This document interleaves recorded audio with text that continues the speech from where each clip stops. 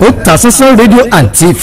Ọ̀mọ̀wé Kọ́lá Hamid Rahim tí ṣe Asiwaju ìlú Ikoyi àti alága ọmọ ìlú Ikoyi lápapọ̀ ti ránṣẹ́ ìkíni sí gbogbo ọmọ bíbí ìlú Ikoyi nílé lájò lẹ́yìn odi fún ti oṣù Ramadan, oṣù ìkẹ́ tó bá wà láyé láàyè ara. Nínú ọ̀rọ̀ ìkíni tó fi ṣọwọ́ sí akọ̀ròyìn wa, Asiwaju ìlú Ikoyi kí kábíyèsí aláyélúwà ọba iyọlá Taofik Àkàndé mọ̀rẹ́nigbádé oyèbọ̀ adékínní olùkòyí tìlú Ikoyi, àwọn ìjòyè ìlú, ìyálọ́jà, bàbálọ́jà, lẹ́gbẹ́lẹ́gbẹ́, gbogbo ọmọ ìlú Ikoyi tó fi mọ́ olùgbé ìlú Ikoyi lápapọ̀ kú àmójúbà oṣù àánú náà.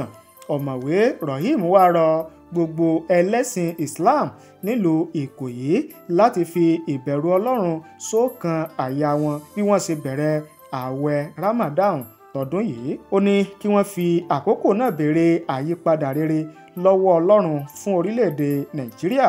Nínú ìtẹ̀síwájú ọ̀rọ̀, Asiwaju rọ̀ kó wá láti jẹ́ kí ẹ̀kọ́ tí oṣù Ramadan kọ́ wa kó jẹyọ nínú ìwà àti ìṣe wa, ká fi ìfẹ́ bá ara wa lò.